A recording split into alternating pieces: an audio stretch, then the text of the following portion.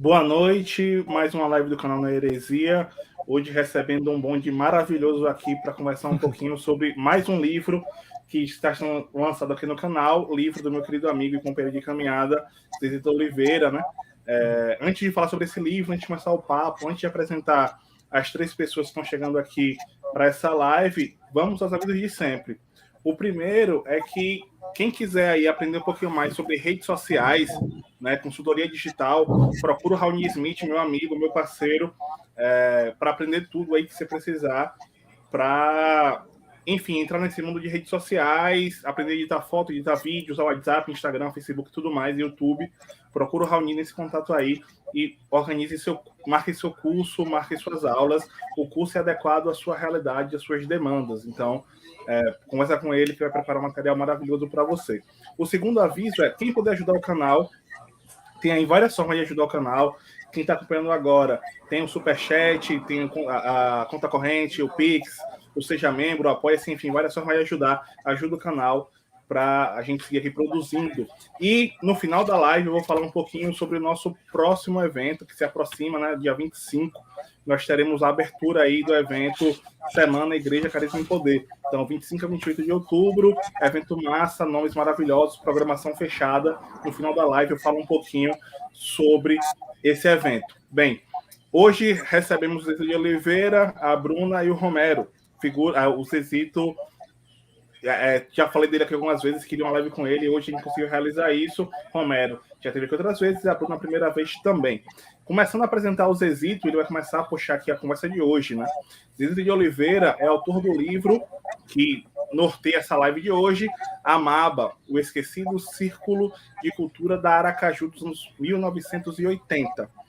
Autor do livro, licenciado em História pela UFES, especialista em Arte e Educação, professor de História na rede pública de ensino lá em Sergipe, agente, produtor e assessor de iniciativas culturais de base comunitária. Uma grande referência de caminhada aqui que eu tenho. Zezito, fica à vontade para começar o papo de hoje. Obrigado pela oportunidade de lançar o livro aqui no canal Não Heresia. Valeu demais. Fica à vontade. Valeu, Carlos. Bruna, Romero, boa noite. Também as damas e os cavalheiros da noite. E para quem for assistir amanhã, durante o dia, os belos e as belas do dia. Então, a nossa proposta aqui é apresentar um panorama assim, bem resumido mesmo, assim, bem geral, do livro, mas com o auxílio luxuoso de duas pessoas que tiveram participação, a Bruna na revisão e o Romero no prefácio, né? E então eles dois vão falar no momento adequado sobre aspectos atinentes, pertinentes a isso, né? E também quero lembrar aqui o que eu faço nas primeiras páginas do livro. Os pais, nossos pais, o livro está até aqui, já tem né, Bruna, que legal ver, né? Assim, já tem uma edição assim, ainda como teste, né? Evidentemente vai passar, né, por um processo para finalizar. Mas nós oferecemos o livro, agradecemos, assim, dedicamos ao meu pai José de Deus Santos, em memória, e a minha mãe Maria Marlene de Oliveira Santos, em memória. Então, seria bacana se tivesse por aqui, eles pudessem estar e poder ver, conhecer, enfim, o livro, né? Até porque eles acompanharam a história, né? Tiveram presença em alguns momentos, meu pai mais do que minha mãe, em termos da MABA, assim, de visitar, de frequentar. Não era constante, não era tanto assim também, mas em alguns momentos eles tiveram contato. Mas eu em casa, evidentemente, eu conversava, né? E ao mesmo tempo eles davam cobertura também, né? Porque eu até lembro que a minha mãe, por exemplo, com os cuidados, né? Com a comida, com a roupa, aquela coisa toda, né? E aí dava essa cobertura também, de alguma forma fez parte, né? Contribuiu, e eu sou muito grato a isso. Bom, hoje, 15 de outubro, me faz recordar uma live memorável que Romero, inclusive, estava em 2020, né, Romero? Que saudade, eu até gosto de rever aquele nosso encontro. E nesse momento também era um grupo, assim como aqui nós estamos, em 3, eu, Romero, aliás, em 4, o professor Daniel e o Luigi Marques. O Daniel Tiozini, que é da professor da PUC de São Paulo. O Luigi é advogado e educador também, educador social também, com experiências. E nós estávamos tratando do Anísio Teixeira, do Paulo Freire e do sistema de ensino vocacional. Então, é uma live que merece, quem puder. Depois eu compartilho, já compartilhei nesse momento agora, desse período, né, que nós estamos passando, desse 15 de outubro, enfim. E também agradecer a equipe técnica do livro. Nós temos aqui Bruna, mas também tem o Alexandre, né, Bruna, que esteve junto com você, o Alexandre Carneiro, né? E o Ricardo Cruz, que é o autor da capa, né? Que é o que fez o projeto. Eu não sei se dá para aparecer aqui, como é que está, acho que está melhor agora, né? E da contracapa. Lembrando que esses desenhos aqui, que está na capa e na contracapa, eles são de um documento, vamos dizer assim, que inspirou essa capa. Na verdade, ele é cópia da capa desse documento, né?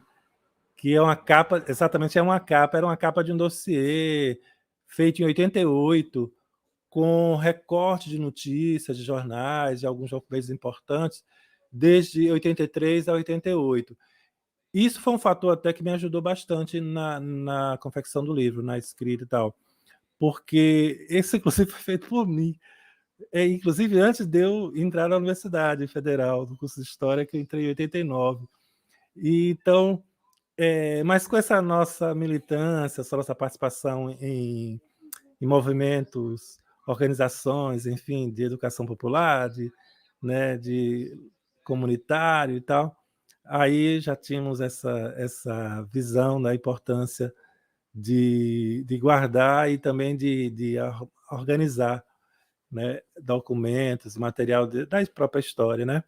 Então isso me ajudou bastante. E aí essa capa foi elaborada por Vanderlei Correia, que também teve uma outra live aqui memorável. Eu falo aqui, mas na verdade era no canal da Ação Cultural. Então, mas que é a primeira vez que nós fazemos aqui no canal No Heresia. E ele falou exatamente sobre o bairro América. O Vanderlei, ele é historiador, tem vários livros publicados e sobre história de Sergipe, que é a área que ele é especializado, e escreveu um livro com outro historiador que também foi da MABA, foi presidente da MABA, o Vanderlei foi diretor e tal, sobre a história do bairro América. Por sinal, eu vou ler aqui um poema do Vanderlei para apresentar o bairro América mesmo, porque o chão, né, o contexto, tá, o território e tudo, para quando Bruna falar, quando Romero falar e quando eu falar também, mais na frente, vocês estão nos assistindo, tem uma ideia de onde né, de onde está se vindo, de onde está puxando, de onde vem essa história toda, tantas histórias legais, histórias bacanas. Então, gente, é isso. Antes também de ler esse poema, que na verdade o poema eu encerro essa minha primeira parte, também há agradecimento em termos de equipe ao Pitucho da Gráfica Farias, que é o responsável pela diagramação, tá? Pitucho Farias. Não sei o nome dele, ele tem um nome anterior, mas eu não consigo recordar, então vou deixar como Pitucho Farias. Então vamos lá ao texto da poesia, na verdade, o poema do Vanderlei, tá certo? Que ele chama aqui, ele coloca o nome, ele colocou de Origem do Bairro América em Cordel. Então, Antônio Vanderlei de Melo Correia. A história que eu vou contar é para todo mundo saber como surgiu o bairro América. Vocês, estudantes, devem ler. Informações sobre o seu bairro para todo mundo é um dever. Meu bairro América querido nasceu ao redor da penitenciária, inaugurada em 26 para guardar gente ordinária, mas foi para lá gente muito boa, do interior, da roça, da pecuária. O estrangeiro José Zuckerman, fugindo da Guerra Mundial, dos flagelos do nazismo, achou um local ideal, um sítio em Aracaju, com barreiros, cajueiros e areal. José Zuckerman gostou tanto do continente americano que batizou de América. Seu sítio belo e bacano construiu casa de alpendre quando o filho Isaac tinha 1 ano. A casa que ali foi construída era de pedra, tijolo e telha-vã. Tinha pitombeira e pé de pinha, mangueira, coqueiro e cajuanã.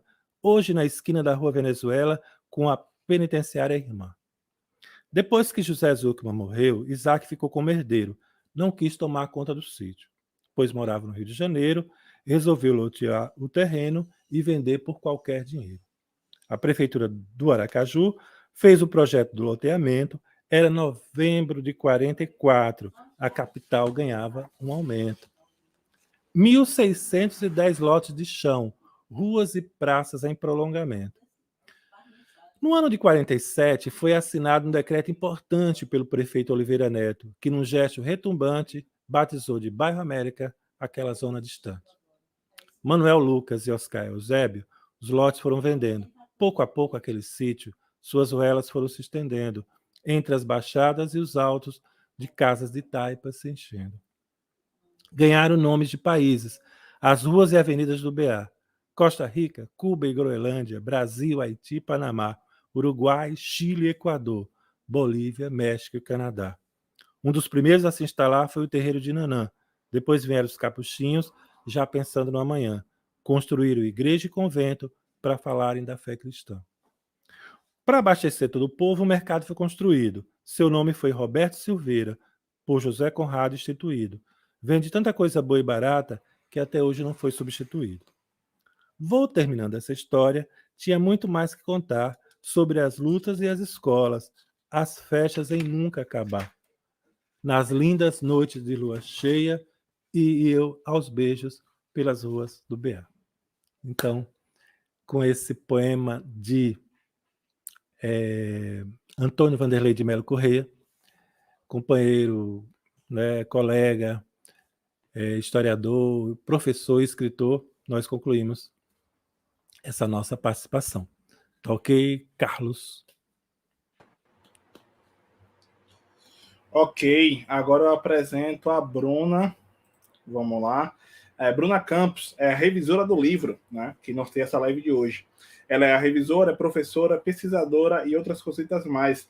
Entusiasta da arte, da literatura e cheia de utopias. Bruna, seja bem-vinda ao canal, né? Primeira de muitas lives. Fica à vontade aí para colaborar nesse papo. Oi, obrigada, Carlos. Obrigada, Zazito e Romero. Boa noite, gente que está assistindo. Boa noite, pessoal que está aqui. Então, gente, eu acho que é uma responsabilidade, né, abrir porque eu vou conversar mais aqui com vocês sobre o livro do Zazito em si do que sobre o próprio Zazito. Quando eu estava preparando minha fala, pensando no que eu queria falar, né, porque como grande tagarela que sou, eu precisava de tópicos para que eu me contesse e não passasse o resto da noite falando. Então, eu estava pensando que eu não posso mais nem dizer que eu não conheço o Zazito, porque depois de meses, né, que a gente vem trabalhando nesse livro e depois de ter lido o livro tantas vezes, tão precisamente, eu posso arriscar dizer, né, que a história do Zazito, ela é entrelaçada à história do bairro América, à história da Amaba, então tá tudo muito interligado. Então, alguma coisa sobre essa pessoa que escreve esse livro, que se dedica a esse livro, eu já posso falar algumas coisas com alguma autoridade de revisora, de quem está aí vendo esse livro nascer, de ver ele aí já nascido impresso numa primeira gestação. É uma coisa sempre muito especial acompanhar esse processo de nascimento de livros. E foi uma experiência muito boa trabalhar a revisão desse livro. Esse livro, como o Zezito já deve ter falado, em outros espaços e tudo mais, é um livro que ele é resultado da Lei Aldir Blanc, né, que foi uma lei de financiamento para projetos culturais durante a pandemia. E tem sido muito potente o resultado das coisas que a gente tem visto acontecer como fruto dessa dedicação artística e criativa das pessoas durante esse processo. E nisso eu faço um parêntese breve, né? E por isso eu fiz essa também ressalva de falar que eu não conheço o Zezito, mas eu conheço, de falar que existe uma dedicação especial e um carinho especial nesse livro, porque o Zezito tem uma dedicação de que ele, ainda que ele tenha tido todos os atravancos e obstáculos para que ele pudesse escrever esse livro, ele se dedicou completamente a ele. E eu posso assegurar a quem for ler que ele realmente participou de cada processo do livro, de verificar cada palavrinha, de ver capítulo por capítulo e voltar várias vezes. Então foi um livro muito trabalhado com muito carinho e muito afeto, uma dedicação mesmo a esse projeto, que é quase tão similar à dedicação que a gente consegue perceber que tinha na vida e na história dessas pessoas quando elas estavam trabalhando na Amaba, se dedicando a ela, se dedicando à luta e à construção do que acontecia naquele bairro, no bairro América, né? Que eu estava também refletindo enquanto eu estava pensando no que eu ia falar, que às vezes agora eu tenho que ficar me lembrando de que eu não conheço Aracaju, porque eu estou aqui achando que eu conheço Aracaju, porque eu estou aqui no Piauí. Até agradeço aos colegas que fizeram mediação para que esse projeto chegasse até mim, mas eu preciso desses lembretes de que alguns cenários agora eles me são familiares de uma forma que me traz um afeto e um carinho muito grande, ainda que a minha distância geográfica ela seja bem marcada, né? Esse livro ele abre, o Zezito eu acho que tem uma importância especial em todo esse processo de retomada de memória, de construção da memória sobre a história recente que a gente tem vivido, e nesse momento específico em que a gente tem vivido também, em relação à conservação da recordação da nossa luta, da força coletiva que existia ali, da mobilização que acontecia em todo aquele bairro. Eu acho que existem muitas coisas especiais nesse projeto. Existem cenas que, na narração do Zezito, na escrita do Zezito, a gente consegue construir as imagens e você pensa que você está lá. Então, eu acredito que para quem viveu essas coisas e para quem não pôde ir naquele dia, mas queria ter visto, vai ser uma experiência de leitura muito boa, porque a gente constrói essas cenas com muito carinho. De algumas confusões também, que eu fico, gente, que confusão maravilhosa. Tem um determinado momento que parecem que roubam, em determinado ponto da história da Amaba, alguém rouba os microfones e as caixas de som, e eu falei, gente, roubaram os microfones e as caixas de som por causa de algumas questões. Então, são retomadas e de vivências que são muito próximas da nossa realidade, que é sempre muito prazeroso revisitar isso e reconstruir esses momentos para que a gente possa ter sempre experiências boas e recordações boas, né? O papel da memória de revisitar esse passado, de reconstituí-lo, para que a gente não erre e para que a gente aprenda com as lições daquilo que a gente tem feito, daquilo que a gente tem vivido, para que a gente não repita esses erros. E logo que o Zezito abre o livro, ele fala sobre... Eu fiquei muito animada quando eu li esse livro, eu que sou uma pessoa da literatura, da poesia e tudo mais, fiquei muito animada porque o primeiro capítulo dele, ele fala de um encontro com um rapaz, que o rapaz, eu esqueci o nome, o Zezito pode dizer para vocês depois certinho, mas um rapaz, eu lembro que era um rapaz negro e afro-sergipano. E eu achei isso genial, e nesse encontro ele fala que eles tinham uma banda de latas que acontecia na Amaba, e a gente fica pensando em todos os projetos que aconteciam naquele espaço, quão rico foi a atuação dessa instituição, né, que é a Amaba, para as pessoas que viviam ali ao redor. E ele fala que ele não toca mais os instrumentos, mas que ele está tocando na alma. E o Zezito grita para ele, olha para ele e fala que ele é poeta. E ele fala, é isso aí, é isso mesmo, é poesia. Beleza. E eu acho que é isso, essa sensibilidade poética para que a gente consiga olhar para o mundo, esses desconfortos, esses confrontos que a gente precisa ter. Esse livro faz a gente revisitar isso e é uma experiência muito boa.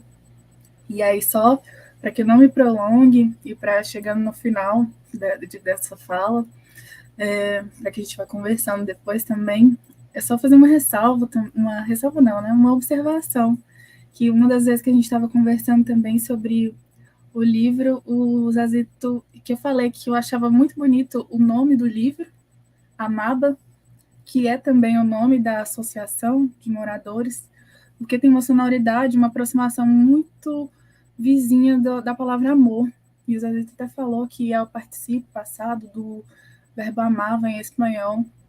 E eu sou descrente de coincidências, né? Eu não acho que isso seja coincidente, né? Eu acho que tem uma interligação aí entre o amor, a dedicação e os corações nobres que precisam existir para que pessoas se dediquem a processos como esse, a dedicar suas vidas, o seu tempo, os seus esforços pelos outros, pela luta coletiva.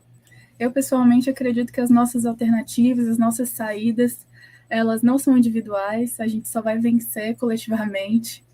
E esse livro ele dá uma retomada no nosso fôlego de luta e de esperança e de memória, então é uma força da nostalgia que é muito potente. Foi muito bom trabalhar nesse projeto e, pelo que eu sei, é o volume 1 apenas, ainda vem outros projetos por aí, porque é só o começo de uma história. Estou muito curiosa para ver o que ainda vai vir e muito contente também. Então, é isso aí. Agora passo a palavra ao Romero. Romero já é uma figura que já esteve aqui no canal outras vezes, mas vamos lá apresentá-lo novamente. Romero é professor da UFES desde 98, lá do Departamento de Filosofia, né, com graduação em Teologia, graduação em Filosofia também, mestre em Ciências Sociais pela UFPE e doutor em Filosofia, mestre em Ciências Sociais pela UFPB e doutor em Filosofia pela UFPE. Atualmente também, além da graduação em Filosofia, trabalha na pós-graduação em Filosofia e na pós em Cinema, lá na UFES. Romero, seja bem-vindo novamente. Ele que vem de novo aqui no canal dia 25 para abrir o evento aí sobre Igreja, Carisma e Poder. Romero, é com você. Muito bem. Boa noite, Carlos. Boa noite, Bruna. Boa noite, Zezito. Estamos aqui no pedacinho do Nordeste, né, se encontrando, né? Piauí, Bahia e Sergipe. Eu e Zezito estamos em Sergipe, Aracaju, Bruna está em Teresina e Carlos na Bahia, suponho, né? E veja, eu acho isso muito bom, primeiro. Segundo, essas lives, esses encontros, esses afetos via essas redes foram fundamentais nessa pandemia que ainda continua em parte, né? Primeira coisa que eu queria lembrar a todos e todas que estão aqui nos vendo é que Zezito é um sobrevivente, né? Eu não sei se Bruna sabe, Zezito esteve entubado um bom tempo. E, olha, a palavra entubado na pandemia significava quase morte. Eu tive 3 amigos entubados, os 3 faleceram. Então, assim, eu fiquei muito feliz quando o Zezito sobreviveu, fiquei muito feliz em ter participado do Acorda Zezito, não sei se Bruna soube, do Acorda Zezito, foi uma atividade cultural no sábado, porque Zezito estava se recuperando, já estava fora da intubação e tal. E foi um evento muito bonito, muito marcante. Eu acho que está no YouTube, deve ficar no YouTube, porque eu acho que deve ficar no YouTube para que outras pessoas vejam, né? Eu acho isso muito interessante, porque foi um ato cultural para, digamos assim, acordar Zezito depois de uma situação de entubado numa pandemia como essa, né? Uma coisa muito... Eu fiquei muito tocado, fiquei muito emocionado com esse dia, né? Foi no sábado à noite.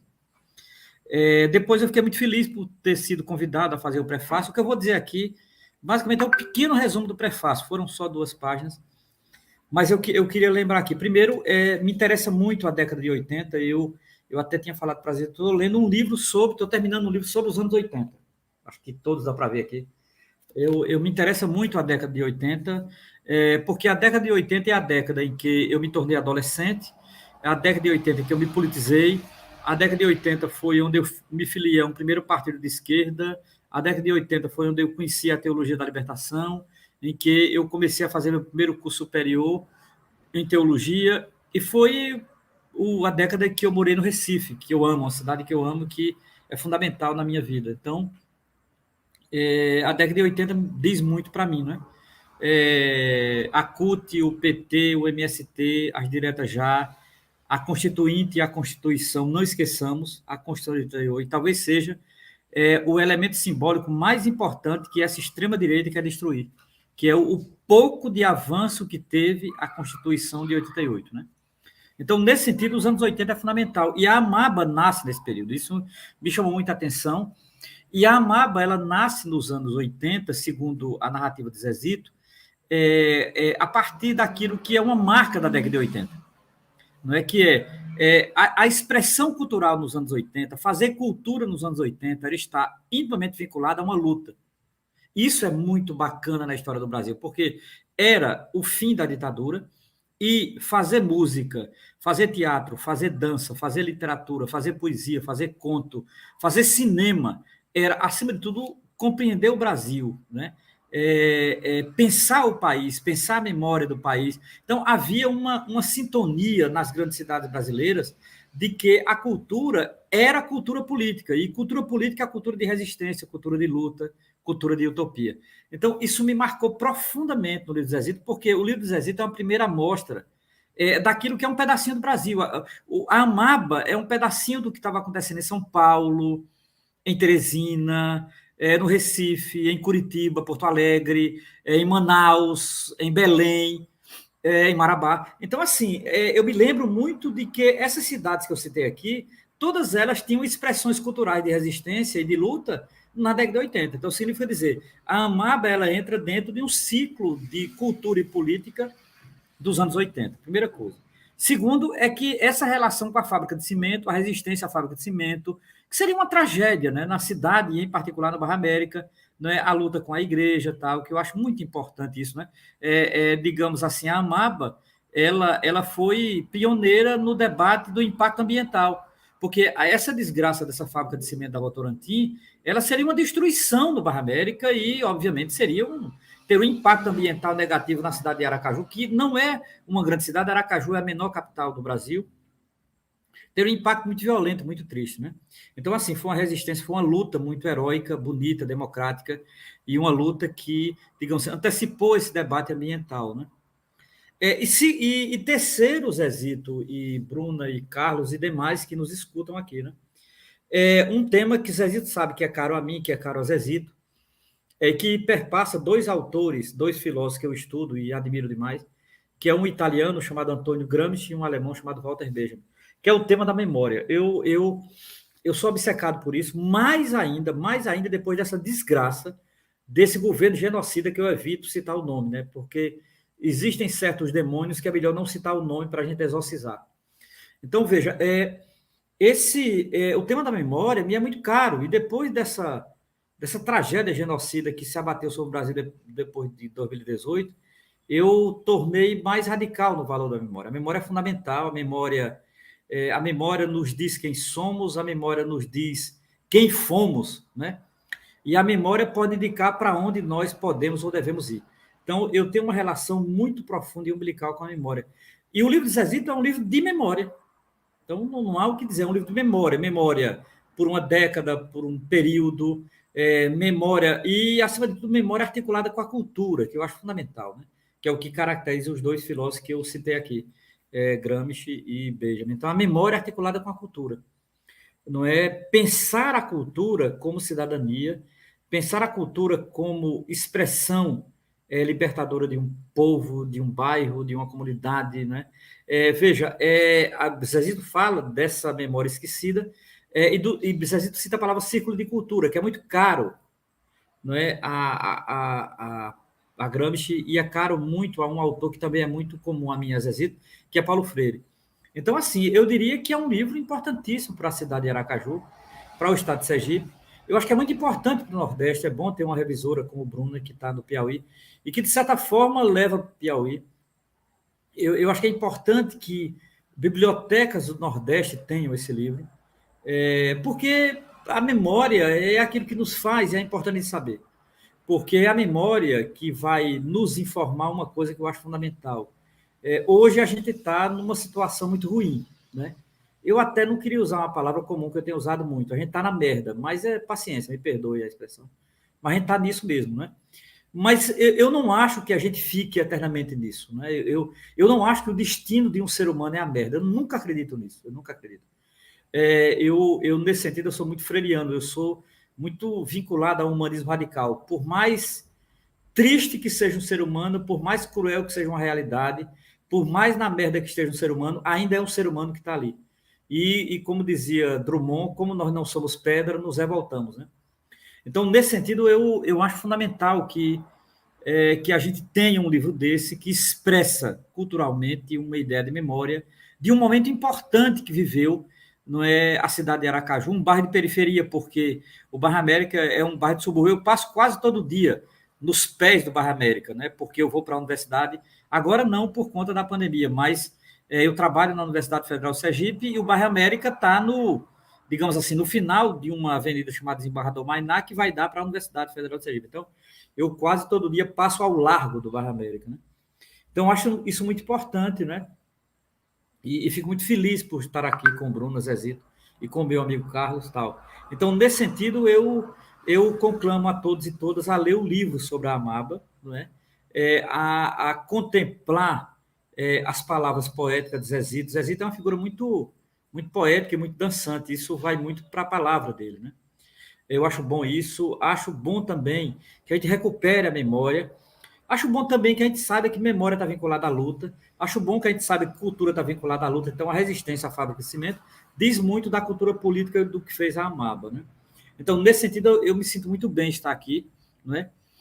E gostaria de também escutar as pessoas que estão nos escutando, ou escutar ainda mais Bruna, o Zezito ou o próprio Carlos. Eu fico por aqui e recomendo. Eu fiz um prefácio, o resumo que eu fiz aqui está no prefácio e tal, e recomendo, fico muito feliz por estar aqui. Acho muito bom, por conta do que Zezito passou, sobreviveu, está aqui, está falando, está com a palavra e tal, enquanto muitos que tiveram na condição dele não tiveram, né? Isso é muito tocante, isso emociona muito, porque estamos ainda atravessando uma turbulência, um momento muito difícil. E eu termino dizendo uma coisa: eu e Zezito, somos muito vinculados à esquerda católica, né?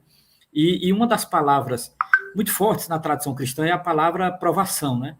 A vida tem também uma dimensão de provação, né? E há um verso evangélico que eu admiro muito, que é assim: o ouro, ele só é ouro quando é provado, né? Então, é preciso que algo se torne o que é quando é provado. Então, a palavra provação é uma palavra teológica muito forte e que eu carrego em mim. Então, acho que tem essa dimensão também desse momento e dessa obra, tá certo? No mais, é isso. Muito obrigado e vamos ao diálogo. Estamos aqui. Valeu demais. É isso.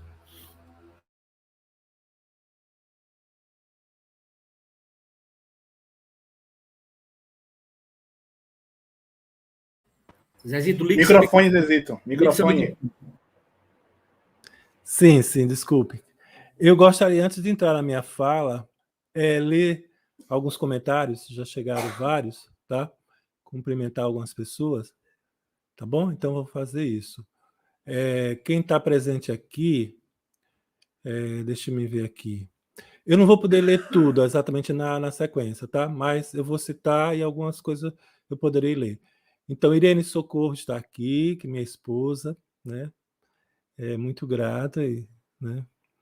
Givanildo Santana, Givanildo também é um companheiro, grande companheiro, faz um trabalho que me lembra muito a história, o momento da Amaba, o tempo, e numa comunidade também muito legal, que é São Brás, um povoado, e Socorro, que agora fica mais assim integrado dentro do campo mais urbano, vamos dizer assim, né? Era um povoado com características rural e pesqueira, né? Porque é na beira do rio da Maré, ali onde o rio quase se encontra com o mar. Bom, a sua esposa também, Isabela Santana, que é também historiadora, né?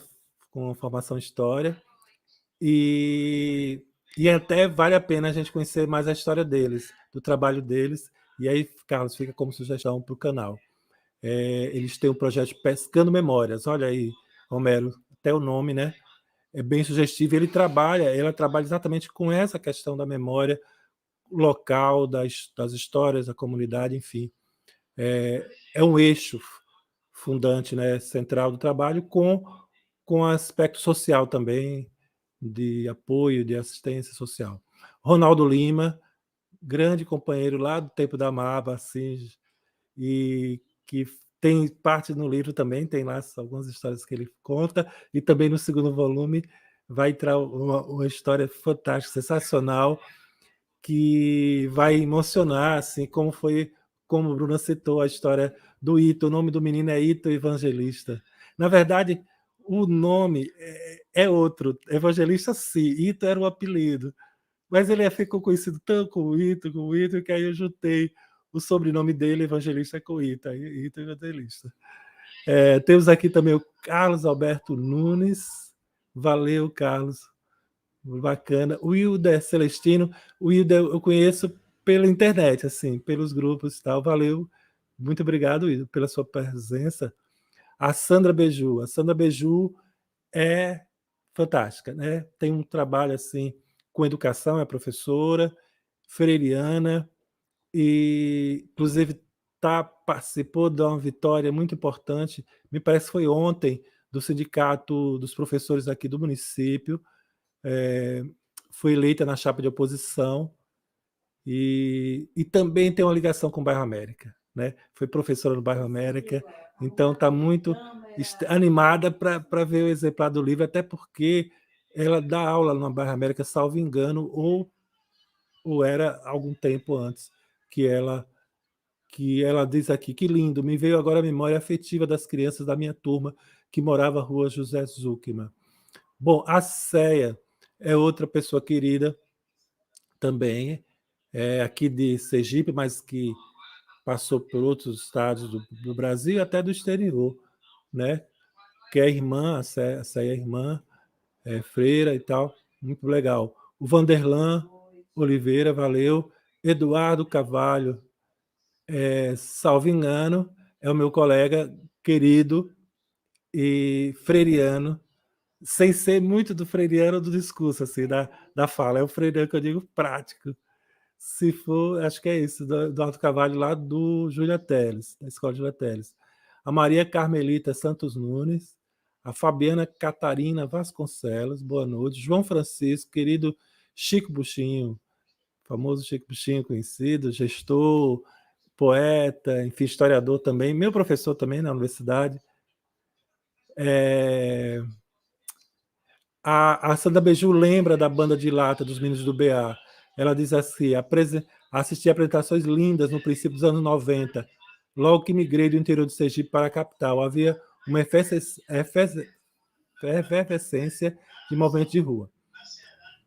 O Tauan Souza, ele diz que a memória, ele fala que é uma coisa importante, que ela é um objeto de disputa. E é isso mesmo. É um objeto de disputa. Pronto. Gabriel Dias, falas lindas e importantes de Bruno e de Romero para animar essa sexta. Viva a cultura. Que legal, Tauan. Maravilha, estamos juntos. Gabriel, falas. Aliás, Gabriel, já li, né? Já lemos. Marluce Gama, viva Zezito. A Marluce, eu tenho uma lembrança, assim, mas não sei de onde propriamente, de quando foi que eu conheci. Marluce é professora de letras do Colégio de Aplicação de Literatura. Ah, Marluce, pronto, então agora sim, agora ficou legal. Adriana Pinheiro, Ulisses Willis, isso aí é gente nossa, assim, de um tempo bom também aqui em Aracaju. Saudade do grande Ulisses, né? Saudade do grande Ulisses aqui de Aracaju. Agora está na Paraíba. Etc. E agora está na Paraíba. E a Tamires Santos. A Tamires é a querida fisioterapeuta. É uma pessoa que está conosco nesse momento que a gente está vivendo e que eu conheci no hospital e agora está também atendendo a domicílio também. E o Eduardo ele não está mais no Júlia, mas sim, o Eduardo. Enfim, tem uma série de coisas assim que a Sandra está falando, Sandra Beju, mas que aí vocês vão ler, eu já leram, e aí eu não vou poder me estender, né, por conta do tempo. Gente, sobre o meu estado de saúde, que o Romero falou, citou, eu era para ter falado isso no início, mas eu vou ler aqui um texto que está no livro, do Narciso Machado, que esse texto ele produziu para a coluna domingueira, que ele tem uma coluna na internet, no portal da FAM, da Rádio FAM, tem um programa diário e também tem uma coluna do portal aos domingos. E aí ele coloca o seguinte: para encerrar nossa domingueira, isso foi aproximadamente há um mês, uns 40 dias atrás, mais ou menos. Para encerrar nossa domingueira, um exemplo de vida e de motivação, José de Oliveira Santos, o Zezito, professor da Rede Estadual do Ensino, recebeu esta semana o Prêmio Destaque, organizado por Jorge Lins, em homenagem à sua dedicação e incentivo à cultura nas escolas. Zezito ainda se recupera de uma das mais severas apresentações da Covid-19. Foram meses no hospital, da intubação para uma enfermaria e, por fim, a vinda para casa, só conquistada sob a condição de uma equipe médica e home care. Inclusive, a Tamires faz parte. Enquanto estava internado, perdeu a mãe para a Covid-19, sem chances de despedidas. Zezito, que ainda se recupera, daqueles brasileiros natos, não desiste nunca, sonha e se dedica em um dia ver um Brasil mais justo. Mereceu a homenagem e nós merecemos esta inspiração. Desistir nunca. Eu fiquei muito feliz, claro, com o texto, né, escrito dessa forma. E a minha condição agora, é interessante também dizer, é incrível como você sair como eu saí do estado assim de coma, né, de um mês de coma, e você está num lugar, acordar, de repente você abre os olhos e não sabe o que é aquilo. E o que é isso? O que eu estou fazendo aqui? Né? Então você imagina que coisa interessante. A gente ri agora, mas na hora... Bom, na hora eu não ri, nem fiquei triste, nem fiquei chorando, fiquei só assim pensando, mas o que é isso? O que está acontecendo e tal. E assim, quando acordei, assim, quando eu comecei a voltar, foi incrível que eu nem falava. Para vocês terem uma ideia, eu passei 15 dias falando assim e a voz não saía, né? Aí algumas enfermeiras, aí tinha uma equipe de enfermeiras, técnica, fisioterapeutas, tinham facilidade de fazer a leitura labial, porque eu também não sei língua de sinais, né? Então, elas também não, algumas podiam saber, mas aí algumas conseguiam, aí eu, tranquilo. Outras não conseguiam, repetir, aí eu, tá bom, deixa pra lá e tal. E assim foi o começo da história. Não vou contar mais, porque senão a gente vai ficando em detalhes, as questões, mas eu acho curioso essa situação. Agora, quando eu acordei, comecei a ter assim, consciência, fiquei um pouco assustado, na verdade, com essa questão das sequelas da Covid, porque eu tinha lido. Bom, aí eu fui me situando, né? O pessoal foi me situando, que eu estava internado no hospital, ali era uma UTI. Ali, na verdade, era uma UTI continuação da primeira, só que uma UTI de, digamos assim, de evolução, né? De progressão, enfim, de um estágio que eu já estava fora do estágio de risco, do estado mais grave, então estava num estágio intermediário, até ir para a enfermaria, como fui depois de uns 20 dias aproximadamente. Fiquei um mês entubado, depois 20 dias nesse estágio aí, ainda com aparelhos, com todo o aparato de UTI, de certa forma, mas assim, com melhoria, assim, evoluindo e tudo mais, daí depois foi para a enfermaria. Mas é incrível como... Bom, agora até me perdi um pouco e me esqueci, deixa eu ver, eu estava falando Não, já sei. Aí eu ficava assim preocupado, porque eu tinha lido sobre essa questão da memória, pô, da fala. Eu sei falar, né? Sei conseguir falar, mas depois foi explicado qual era a razão e tudo aí, eu fui ficando mais calmo, mas eu fiquei pensando, caramba, será que eu vou conseguir lembrar? Eu tenho que terminar o livro. E não é só pelo livro, mas é porque você precisa, né? Senão você perder. Como é que professor. Aí eu ficaria realmente inutilizado, né? Muito assim, se eu perdesse. Aí, pronto, mas as coisas foram tranquilas, foram retornando assim. Eu vi que não teve a fala. Eu, quando eu retornei, aí fizemos exercícios de, como é, fonoaudiologia, né? Mas a fala foi conseguindo, né, voltar e retomar de uma maneira que dá para sentir que praticamente é a mesma, né? Vamos dizer assim.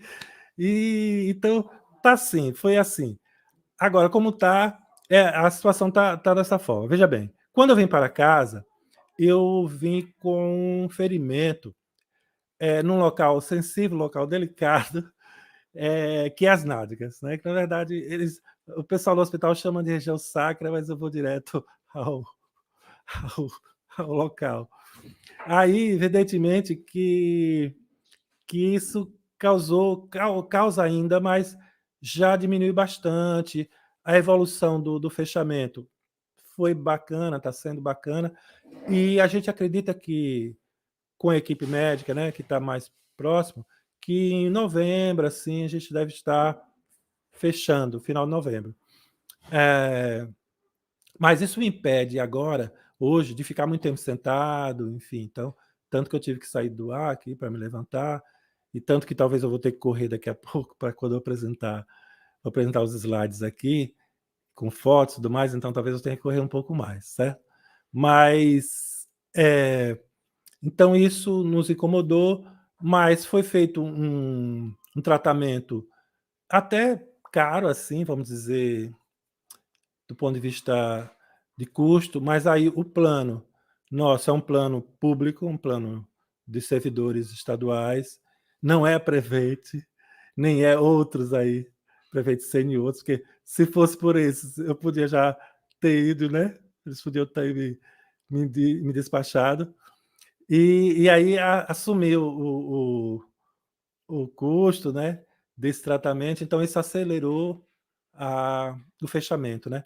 Então o processo está avançando. Agora, tem uma preocupação que a gente está vendo com a fisioterapia, melhora, mas com alimentação também, mas ainda não está tão tranquilo, que é as pernas, os pés, sobretudo um fica dormente, então fica assim, às vezes sentindo pesado, um pouco pesado, assim, mas isso na base, na perna, no pé mesmo, não chega a ser na perna e tal.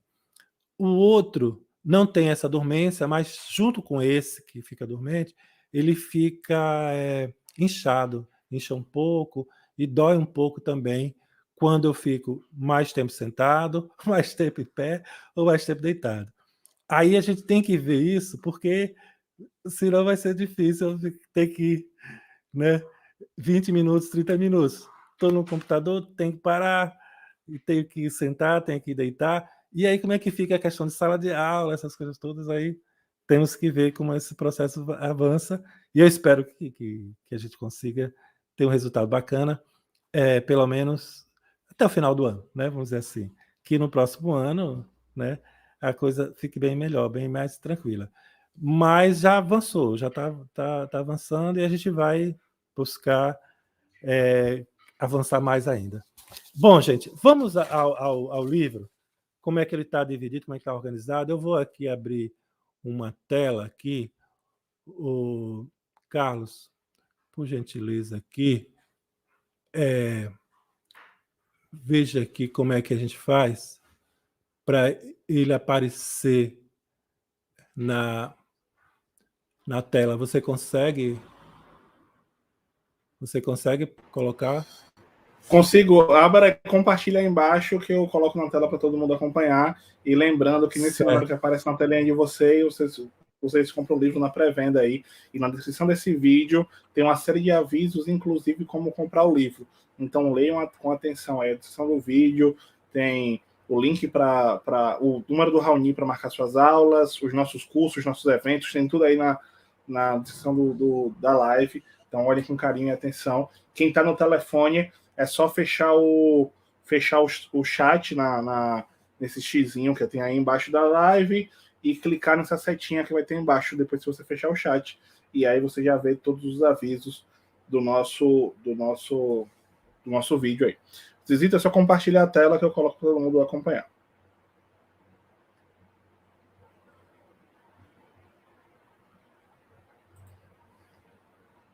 Enquanto o Zezito está ali procurando como compartilhar a tela, aproveito para avisar que próxima sexta-feira nós teremos 2 lives.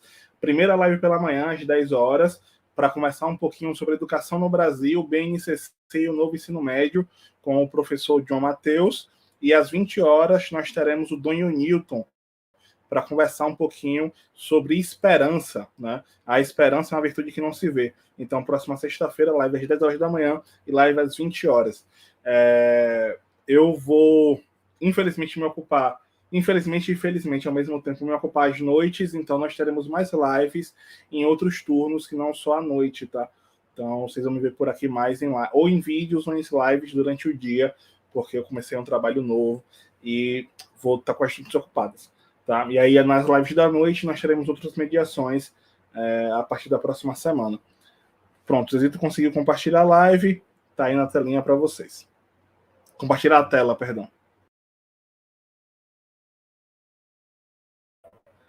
Microfone, Zezito, tá fechado. O microfone tá fechado, Zezito. Abra o microfone.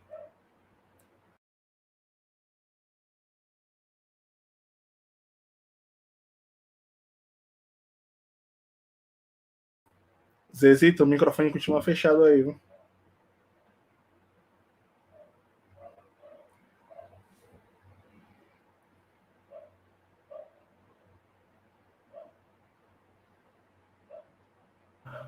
Pronto, abriu. Pronto, né? agora vai. Coloca lá voltar. de novo. Tá. Dá para ver legal? Pronto. Opa. Antes estava, coloca para apresentar. Aqui, Abre Raoni. o slide. Aqui, Raoni. É porque Raoni está muito cansado aqui, sabe? Mas ele está chegando. Imagina. Vai lá, vê aí.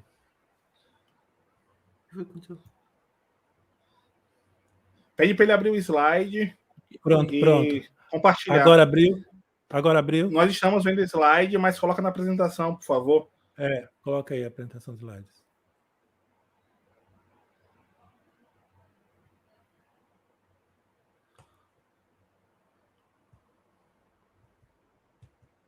Não, apresentação de slide. Clica aqui. Pronto. Então.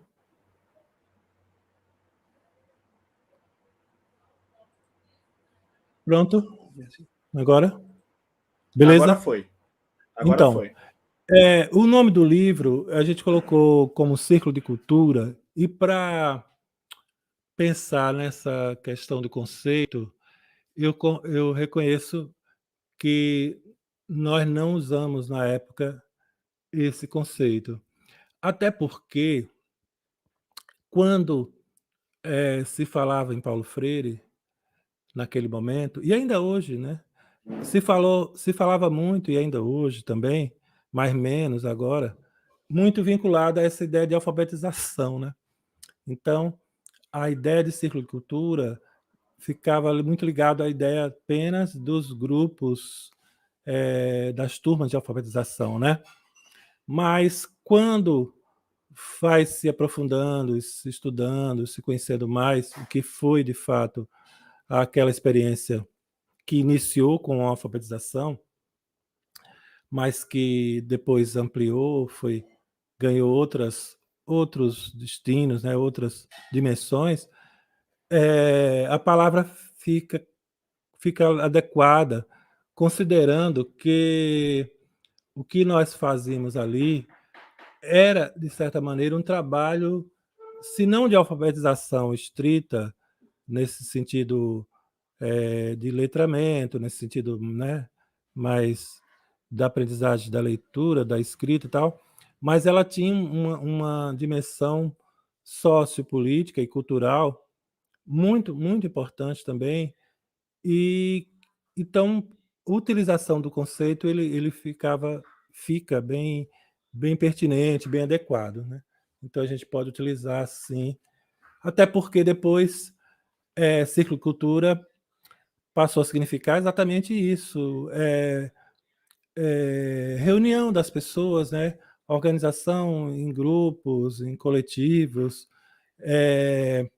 para aprender conjuntamente e transformar também uma situação difícil, né? Uma situação que necessitasse de uma contribuição coletiva, de uma mobilização, de um conhecimento da realidade, enfim. Então, assim a MABA foi caminhando e pode ser definida, então, como círculo de cultura. Eu tenho capítulos, esses capítulos estão em vermelho aí, são os capítulos que a gente trata do bairro e da MABA, assim, do ponto de vista das ações políticas, ações sociais, ações nesse campo assim da luta, tá? Das campanhas também e tudo mais. Então, nesse caso, no capítulo 2, eu coloco uma palavra que ficou muito bem empregada, na minha opinião, quando eu tive contato com a história do José Zuckerman, que eu tive contato com essa história, mas muito vaga, na época que nós estávamos quando fazíamos parte da MABA, na década de 80. Então, eu coloco assim, como se formou o território onde a MABA fez história, América, um bairro que nasce com vocação universal. Então, eu coloco essa palavra universal, e ela é muito apropriada, na minha opinião, porque o fundador, vamos dizer assim, do bairro, ele não é daqui de Sergipe, nem do Brasil, e nem da América.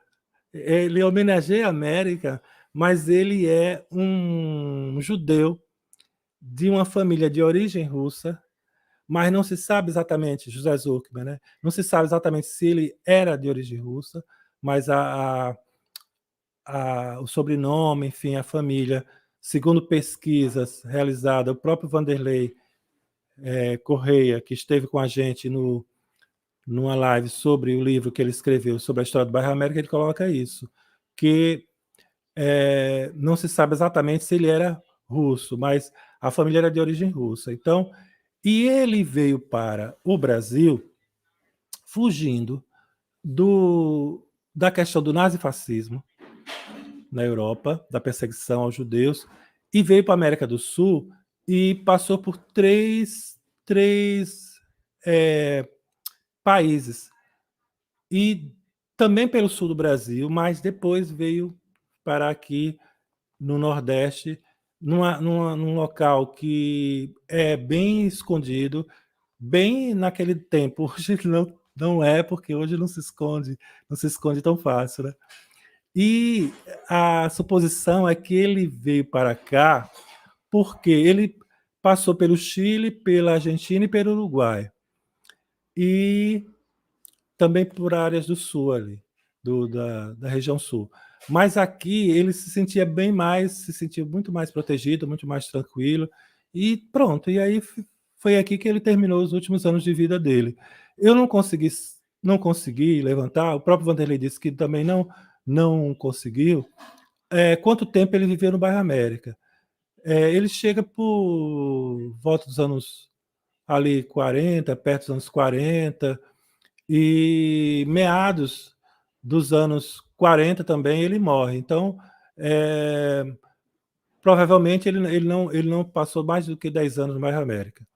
Bom, então quando eu coloco essa vocação universal do bairro, eu pensei na questão dele, da origem dele, e também, e até pela própria nome que ele dá à fazenda, porque na verdade o bairro passa a existir só quando a prefeitura faz o loteamento, oficializa, começa a vender os lotes, as coisas todas. Só isso dá para lá para 46, 47. E então, até de 1926, quando a penitenciária é instalada, até esse período de 40, antes do bairro não existia, né? Não existir, então a gente não pode chamar bairro América. Mas, de qualquer forma, o nome vem de uma fazenda que ocupava, que era a fazenda de José Zucman, uma grande parte do bairro América, ou praticamente todo o bairro América, de fato.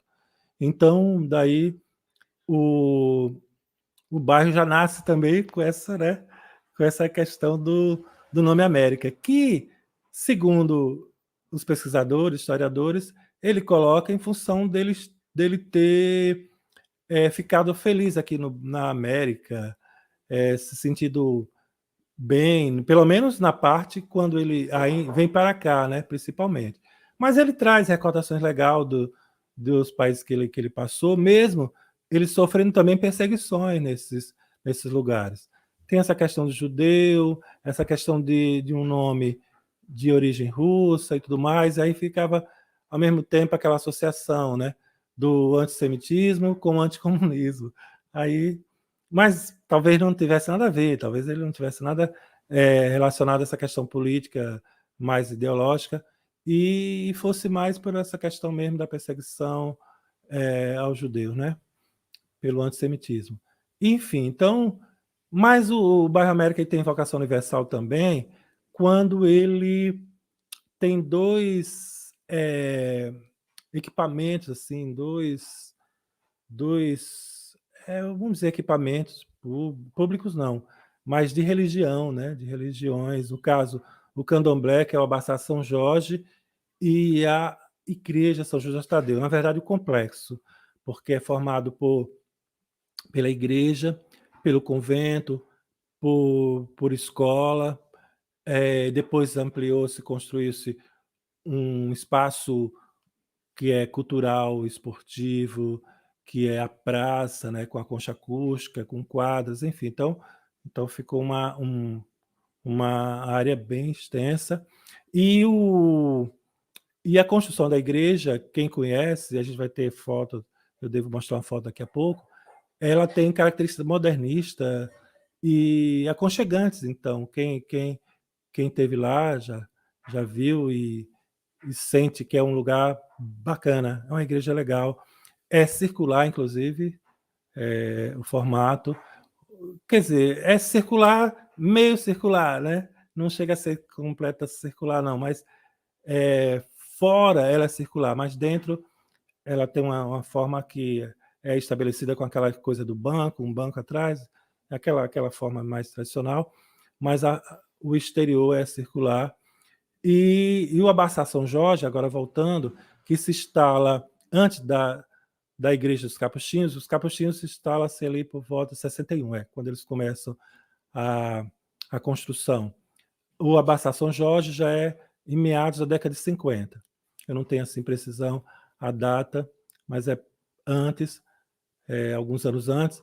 E o Abassá tem uma característica que é uma ligação com o bairro, com a comunidade, teve uma ligação forte, sobretudo nos anos iniciais, que a mãe Nanã, a Babalorixá, que era a líder e fundadora, mas continuou a ter, mas sobretudo naquela fase inicial, até mesmo da condição que o bairro tinha de muita pobreza, muitas necessidades. Então, o Abassá São Jorge ele cumpria também um papel social, um papel também de apoio, né, de promoção humana, enfim.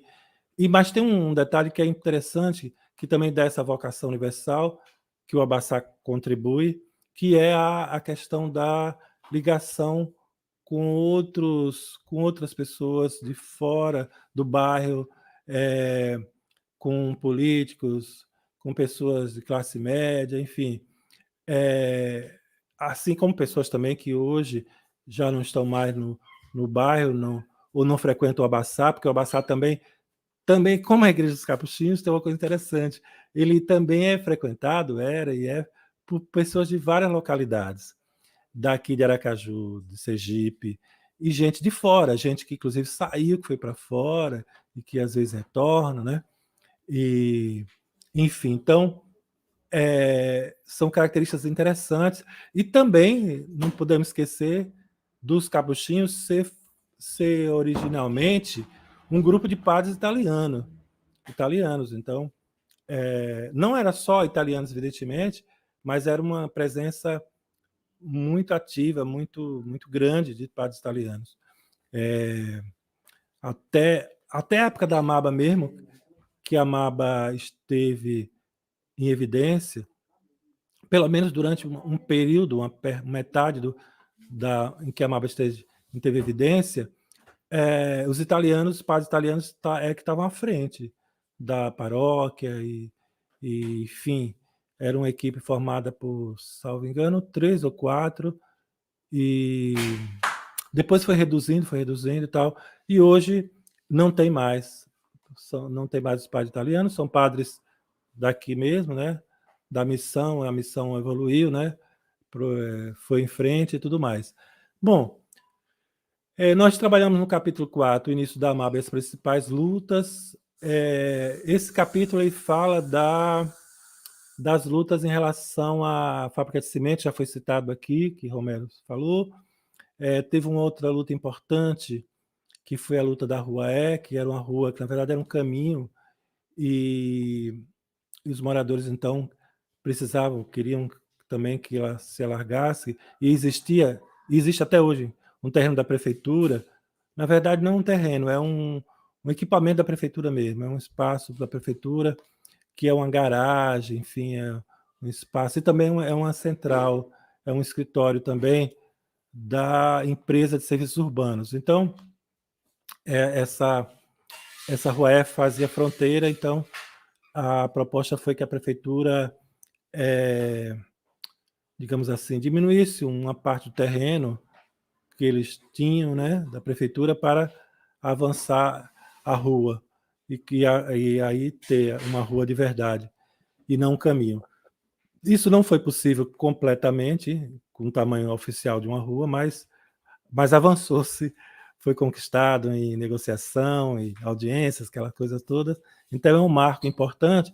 Inclusive essa rua, que é uma rua pequena, na verdade, a extensão é pequena, ela tem o nome do primeiro presidente da Amaba, que é o Francisco Alves.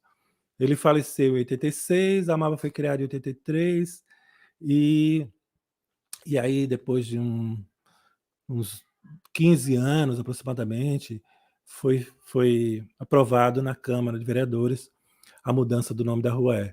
O capítulo 5 eu não vou me deter, porque senão não vou à frente, a gente não vai avançar. O capítulo 6, o Romero fala, um pouco tocou nesse capítulo, que é a década de 80, trabalhadores perdem na economia, mas ganham na organização política. Isso é interessante porque nós vivemos uma década que só esse momento histórico que a gente está fazendo agora é que dá uma dimensão do que a gente viveu, mas esse está pior do que aquele, em relação à questão da miséria, da fome, da pobreza, enfim. Mas foi um período pesado, bem pesado mesmo, nessa questão, e isso vocês vão ver no livro, detalhes, mas na organização política houve avanços consideráveis, e não só no América, no bairro América, mas também em Sergipe e no Brasil. Então, vamos ver isso mais detalhes lá no livro, certo? Esses capítulos que estão em azul são os capítulos que tratam da questão da cultura, da ação cultural, da educação popular e da comunicação popular. O capítulo 7, Cultura que te quero sempre, que trata das bases conceituais do trabalho com ação cultural desenvolvido pela Amaba, ele, para mim, ele tem uma questão que eu não posso deixar de citar, que foi um documento, um relatório produzido por um grupo, eram 3 jovens, eu fazia parte desse grupo, era um dos 3, e foi um relatório bem interessante, porque foi uma tentativa de fazer uma discussão, leituras de livros que tivesse essa temática, que ajudasse a pensar uma proposta de trabalho cultural, né? Na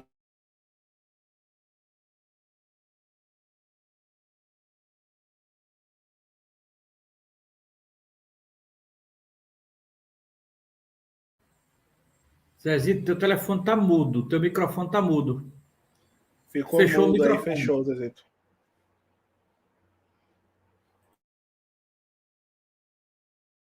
Não estamos te ouvindo, Zezito.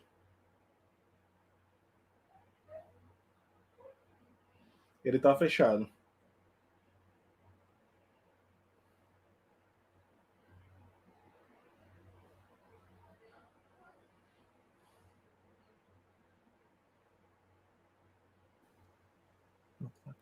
Pronto, alô? Sim, agora foi. Agora foi, beleza. Então, nós tínhamos nesse relatório, aparece 3 livros que foi utilizado, que foi lido, resumo, foi feito um resumo. Um é um livro do Teixeira Coelho, que é Uso da Cultura, que é um livro, vamos dizer, clássico, para quem faz estudos nessa área de política cultural, de ação cultural, enfim. E Teixeira Coelho é um autor clássico também. O outro livro é Trabalhadores Anarquistas no Brasil, do Edgar Rodrigues, que, para mim, quando tive acesso a esse livro, foi uma surpresa, porque foi a partir daí que eu comecei a ter contato com a questão cultural e de educação também que os anarquistas tinham. Aliás, cultura, educação e comunicação. A imprensa operária, articulado com o teatro anarquista e outras formas também de manifestação cultural, música, especialmente eu lembro mais da música do teatro. O teatro teve uma força importante, tanto que tem livros só sobre teatro anarquista, e educação, porque também eles criavam também escolas, criaram muitas escolas livres, enfim, e eu fiquei assim fascinado. O livro é muito bem escrito e está lá um resumo também dele nesse capítulo, recuperando esse relatório lá da AMAB da década de 80. E o terceiro livro é um livro chamado As Festas do Povo, que é do Jorge Cláudio, não lembro o sobrenome dele. Ele não ficou conhecido. O autor do livro Trabalhadores Anarquistas no Brasil é o Edgar Rodrigues. Edgar Rodrigues, que é uma referência nos estudos anarquistas. É anarquista também, é português, veio para o Brasil fugindo da perseguição lá em Portugal do Salazar, do salazarismo, e veio para o Brasil na década de 50 e ficou por aqui. E depois retornou para Portugal, assim, não sei se voltou a morar, acho que não. Acho que só voltou para visitar depois que de 74, né? Revolução dos Escravos e tal, aí que pôde voltar. Mas ele fez muito, escreveu muito sobre a história do anarquismo no Brasil. E aí também tem um pouquinho dele lá no livro, a gente fala um pouquinho sobre ele. Então, e o Jorge Cláudio eu não conheci, não conheço também, não vi mais falar dele, mas ele no livro A Festa do Povo foi muito interessante para a gente, porque ele fala da festa feita de uma forma que eu posso dizer de uma forma social assim e educativa ao mesmo tempo, né? Porque ele coloca a festa do povo, ela disse que tem a festa grande, aquela festa de largo, né? Essas festas que não é nem as festas atuais, que a gente está falando das megas festas empresariais, essas festas comerciais, mas teve sempre grandes festas, né? Sobretudo vinculadas à religião. E tinha outro tipo de festa, agora não consigo me recordar, mas ele falava sobre essa festa grande, tinha outro tipo, mas o terceiro o tipo de festa que ele desenvolve, que ele coloca na abordagem dele, é uma festa que a gente passou a pensar em fazer na Amaba, que ele coloca que é uma festa que favorece as pessoas a se envolverem, a participar e a se organizarem mesmo, e a ganhar assim, mais união e mais autonomia também, porque é uma festa que não precisa depender de grandes somas de recursos, de grandes patrocinadores, então ele coloca essas festas dessa forma como um grande caminho assim, educativo e político também, para fortalecer, para desenvolver um trabalho comunitário, um trabalho de base.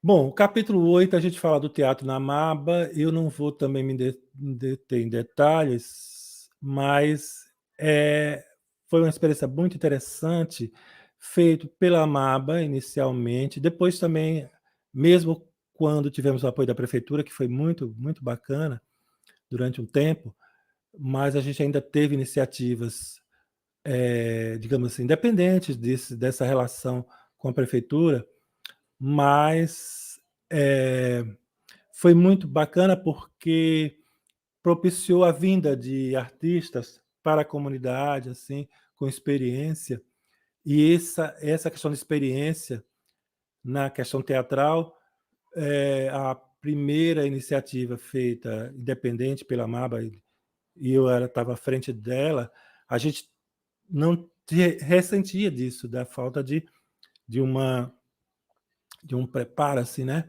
De uma formação.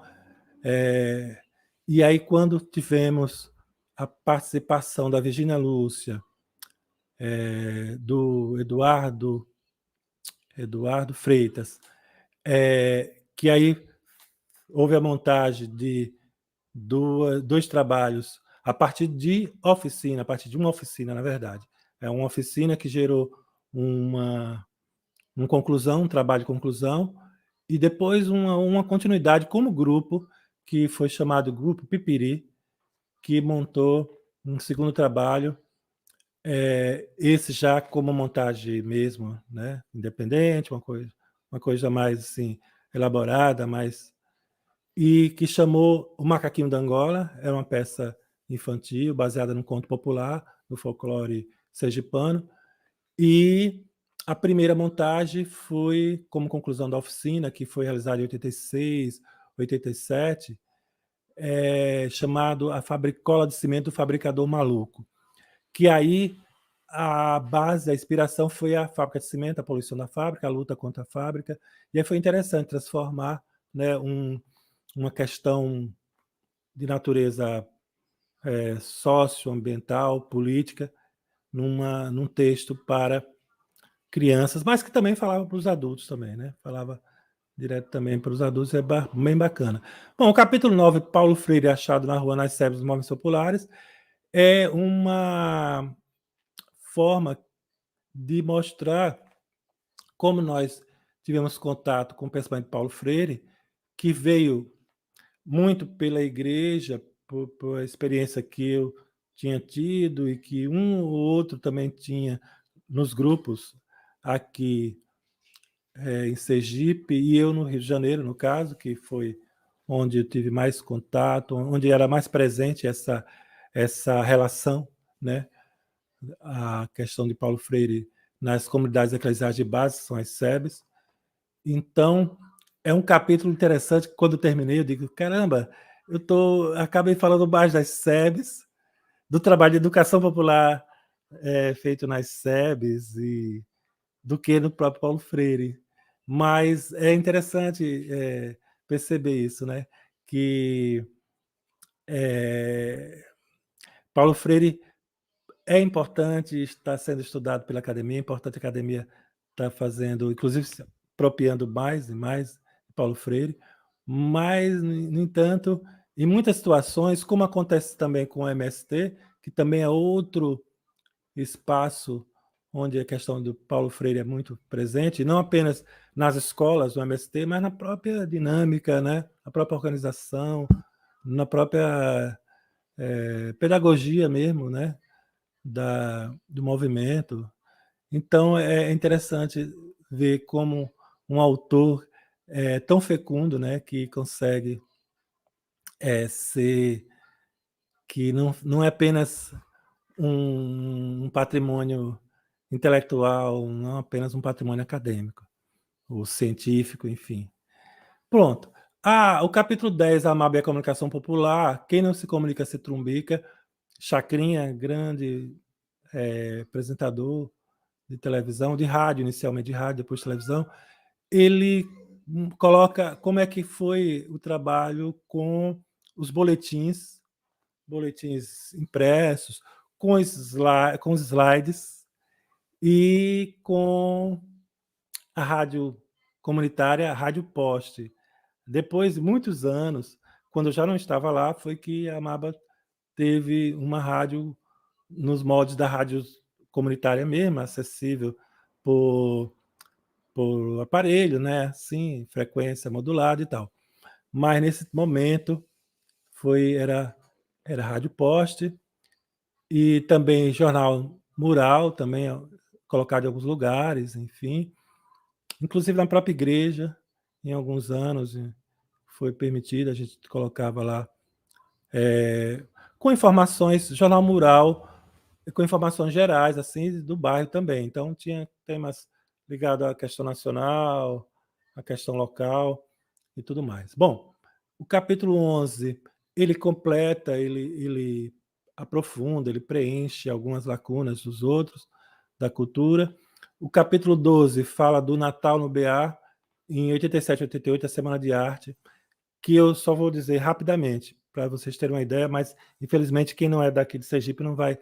Mas pode ter, quem tem outras cidades, tem festivais de arte, encontros culturais, como, por exemplo, Garanhuns, em Pernambuco e tal. Eu não sei lá onde Piauí, onde Bruna mora, não sei como é, mas a Semana de Arte foi inspirada nessa ideia de festival de arte que nós temos aqui em São Cristóvão, na cidade histórica, a cidade onde eu nasci, inclusive, e Laranjeiras, o Encontro Cultural. E foi bem interessante, com tudo que tem, né, assim, claro, em menor dimensão, menor tamanho, que tem no Festival de Arte São Cristóvão e no Encontro Cultural de Laranjeiras. Então, grupos folclóricos, grupo de teatro, artista, música, cinema, projeção de filmes, rodas de conversa, capoeira, enfim.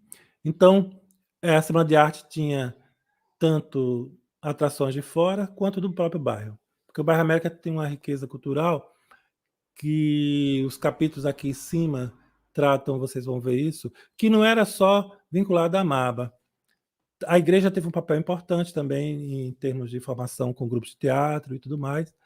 E o capítulo 13 é o início do projeto Eculturarte. Eu vou ver se eu tenho aqui anotado, porque eu já não estou mais como condição para ficar disposto aqui, sentado, mas ainda tenho um pouquinho de tempo. Então, veja bem, no capítulo 13, eu fiz um pequeno resumo aqui, vou ler, porque aí a gente termina essa exposição, depois vai ter algumas fotos e pronto. Então, o capítulo 13 trata de um acontecimento importante que marca a história da Amaba desde então, o projeto Eculturarte, que foi iniciado em 89, 90 também. O projeto Culturarte. Este ampliou, aprimorou e consolidou o trabalho com arte e educação realizado pela MABA desde o início. Bom, aqui não dá conta para ter uma ideia, mas eu vou completar. Ele foi um projeto pensado com base numa questão de que o bairro tinha um índice de envolvimento de crianças, adolescentes mais e jovens, crianças menos. Depois foi com o tempo que passou a envolver mais crianças. com a questão da droga, né? Então, e aí gerava essa condição, a situação de violência e tal, mas também, antes da droga, a gente sabe que tem as condições sociais, as condições econômicas e tudo mais. No fundo, essa questão da droga não é o primeiro momento, assim, o que dispara, né? Então, o projeto também tinha uma preocupação social e foi desenvolvendo isso no decorrer do tempo, mas ele marcou muito por ser um projeto que trabalhou com as linguagens artísticas. Essa foi uma marca muito forte. E com apoio, aí ele tem um apoio de duas entidades, duas instituições de cooperação internacional. Uma é a SESI, a Coordenadoria Ecumênica de Serviço de Salvador, e a outra é a Visão Mundial. A de Salvador, ela apoiou de forma intermitente pequenos projetos. Então, inclusive o primeiro pequeno projeto foi o Reculturarte. Mas a Visão Mundial, quando entrou, quase que simultaneamente a SESI, entrou lá pelo ano 90, acho que a SESI entrou em 89 e a Visão Mundial em 90, ela já assegurou um recurso mensal continuado por um tempo previsto bem bacana, bem legal. E aí então a gente conseguiu, digamos que durante 10 anos, ter o recurso da Visão Mundial todo mês, chegando para poder exatamente a gente poder custear, né, o contrato, né, do pessoal das oficinas e também a compra de material, tá? Então, aí tivemos a banda. Bom, primeiro, na verdade, a capoeira e o teatro, que eram atividades que já existiam antes do projeto. A banda de lata chega, coincidentemente, no início do projeto e cresce, depois se torna uma banda de instrumentos, enfim. E aí começa, depois do futuro, a gente vai falar isso no segundo volume, ela faz shows, inclusive, com artistas consagrados, assim, com Márcia Freire, com, parece que Geraldo Azevedo, esse eu não tenho muita certeza, mas a Timbalada e Márcia Freire, sim. Márcia Freire era da banda É Amor, uma coisa assim, que ela tocou, ela cantava inicialmente nessa banda. Então a nossa banda chamou-se Meninos do BA. E aí tivemos, pronto, então a banda nasce, né, a parte musical nasce com o projeto e se torna a grande referência do projeto e tudo mais, Reculturarte. Mas aí a Maba teve, dentro do projeto, teve várias outras atividades. A dança, também muito importante, e a música, como eu falei, a banda, afro, capoeira, teatro e outras atividades também, artesanato e tudo mais, que a gente não vai poder detalhar aqui.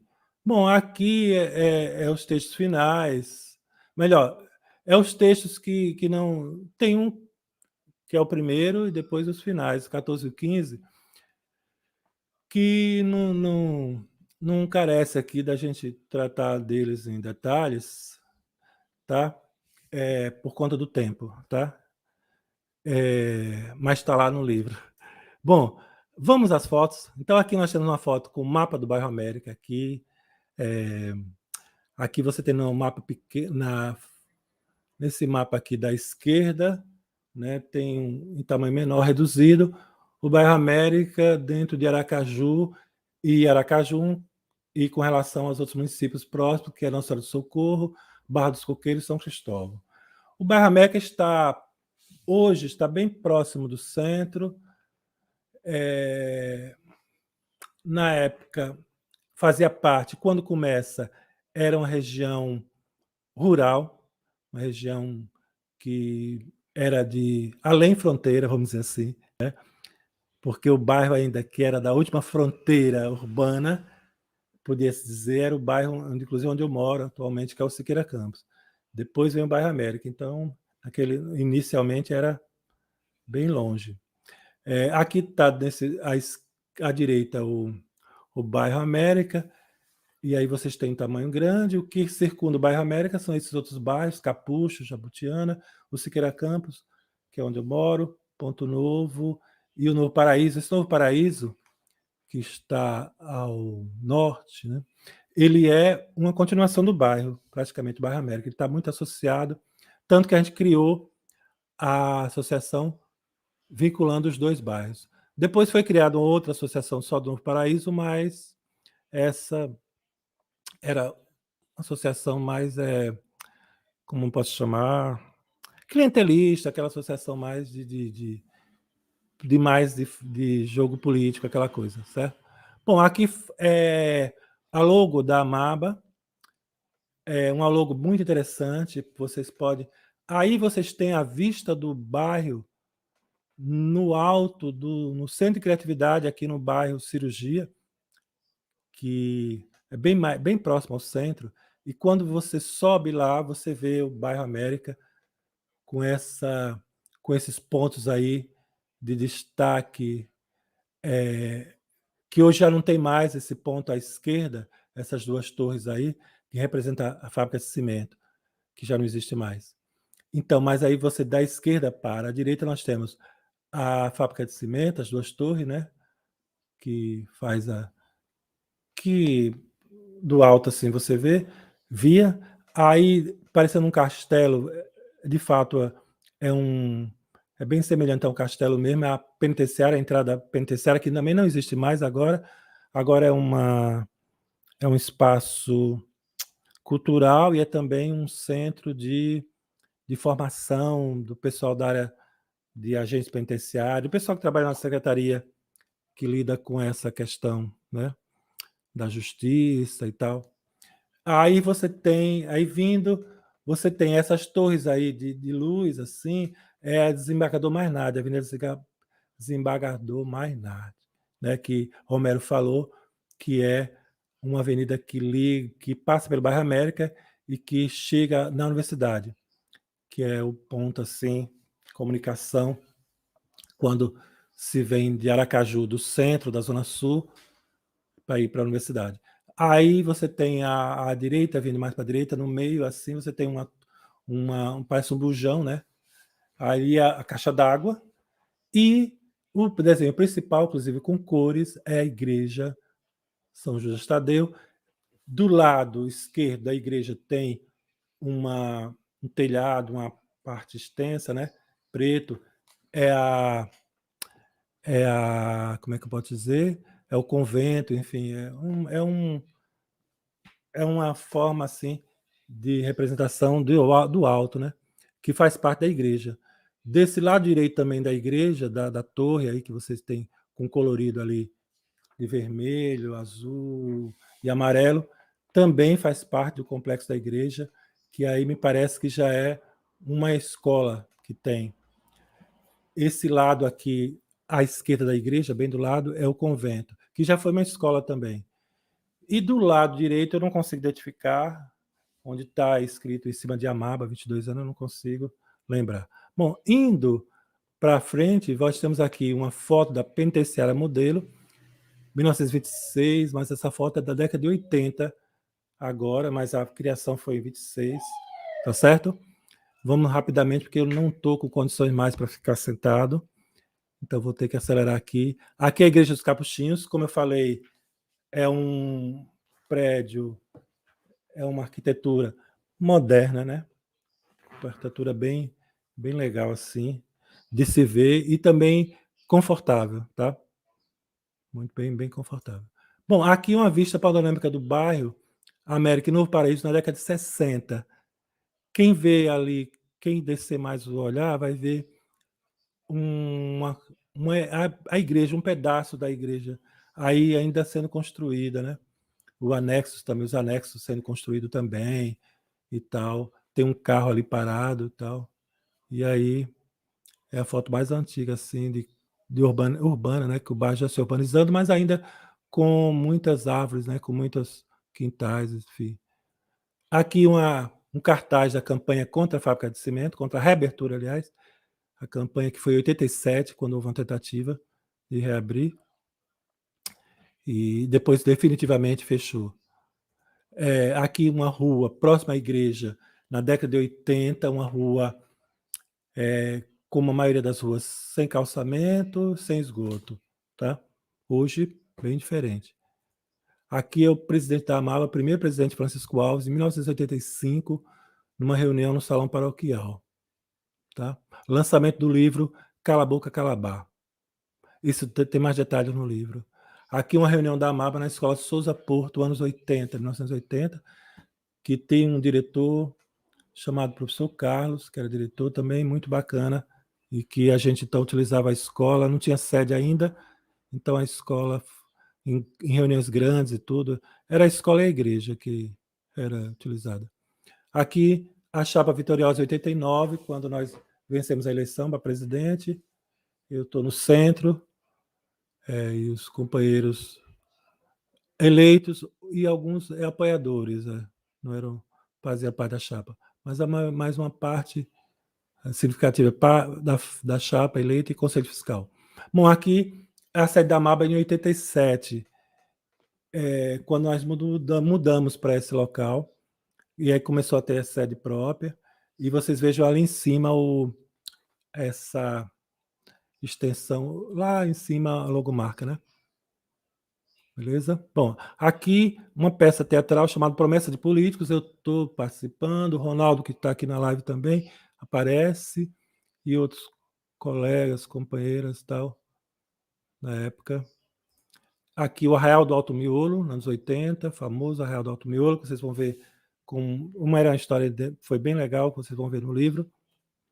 Aqui o grupo de dança Fama, começa como grupo Força Jovem, mas depois estrutura-se com o nome de Fama. Esse grupo era do Eduardo Gomes, também tinha meninas aqui do Siqueira, a Siqueira Campos, até porque começou aqui no Siqueira, e foi muito importante na nossa história inicial da Amaba, da questão cultural, enfim, durante um tempo.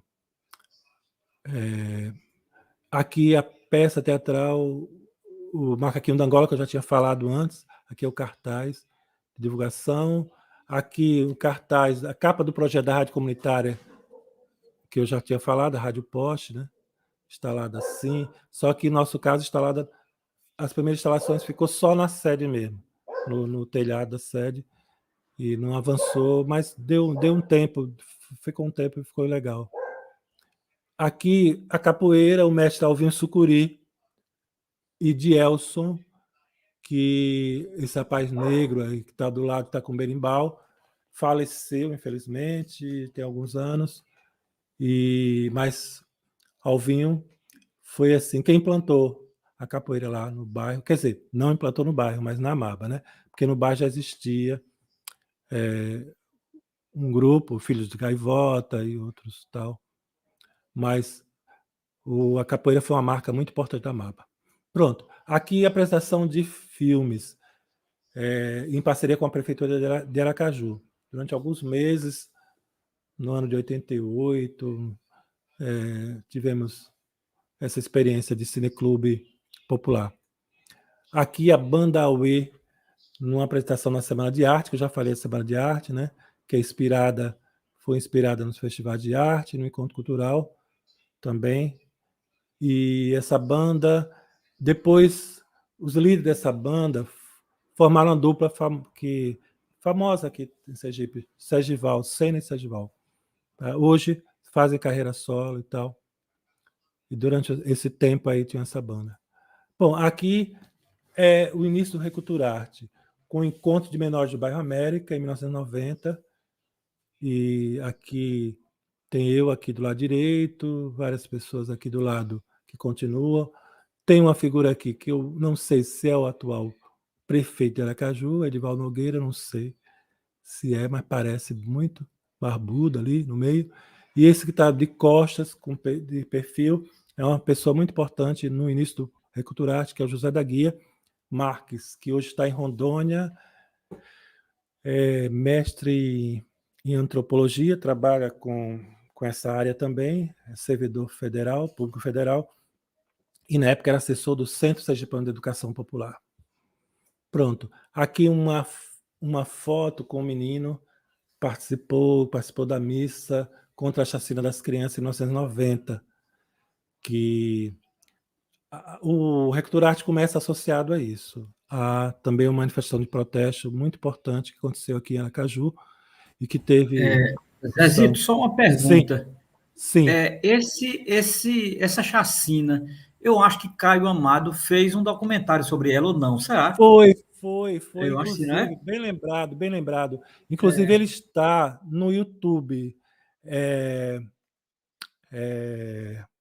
Romero. Mas aí, como a gente vai tratar com mais detalhes desse trabalho no segundo volume, inclusive como os meninos de lá, do teatro, se incorporaram na equipe, no trabalho com o filme, no documentário, então eu não entrei nesse aspecto, não. Mas eu vou entrar no próximo volume, mas esse filme, esse documentário está no YouTube. Foram feitos 2, mas só um foi possível recuperar. O outro eu não sei. Nem sei se Caio tem cópia, sabe? Porque foi em VHS, né? Foi em Ele VHS, está sabe como é? morando ali no final naquele prédio Barão de Maruim, na Barão de É, Maruim, é, né? ele E morava quem ali. Acho sabe que, você puder fazer uma entrevista com ele, porque eu já falei com isso. ele, mas há muito tempo atrás, nunca mais eu vi Caio também. Ele aposentou da universidade. Ele foi meu professor também. Eu tive essa felicidade, cara, de ter participado, porque eu participei do PT e ele era do PT, então alguns professores foram meus professores também, que eu conheci antes, no PT mesmo. E o próprio Frei Florencio, eu lembrei, não disse, ele também foi meu professor na universidade. O Pecorari foi quando eu cheguei para trabalhar na UFS em 98, ele era o chefe do departamento. De filosofia, né? Então, aí ele, do ponto de vista teológico, filosófico, ele era tradicional, né? Tinha uma questão bem tradicional, assim, quer dizer, bem não, mas era tradicional. Mas desse ponto de vista social, comunitário, essa coisa toda, ele tinha uma abertura, sabe? Então, a gente se convivia, a gente conseguia, não entrava no mérito, né, dessas questões e aí convivia legal. Então, acho que eu estou terminando, olha, já terminei mesmo. Então, eu vou interromper o compartilhamento e espero não ter cansado. Pronto, espero não ter cansado. E fico agora, vamos ver agora o que tem de pergunta, se tem algum comentário legal assim e tal. Legal que eu digo comentário que envolva alguma discussão, tá certo? Que todos são legais, não estou aqui, não quero fazer distinção, não. Mas vamos lá, então, ver o que tem de comentário. Carlos, quer falar alguma coisa, Carlos? Carlos, quer falar alguma coisa? Não, nada a declarar. Tá tranquilo? Só no final os avisos do canal mesmo, mas fico ouvindo vocês. Tá bom. Então, olha, o Soares aqui, o José Soares, padre José Soares, surge aqui dizendo que o livro foi e é parte da história da MAB, de uma história gigante, na qual emergimos e aprendemos naquela live com o professor Vanderlei. Exatamente. Soares também participou da outra live e nos saúda aqui também. Salve, salve, guerreiros Zezito e todos e todas. A Maíra, com muita honra, ela diz: participei do Acorda Zezito. Valeu, Maíra. Maíra Magno. Maíra Magno, você é um ser humano incrível, tenho orgulho de poder chamá-lo de meu amigo. Bacana.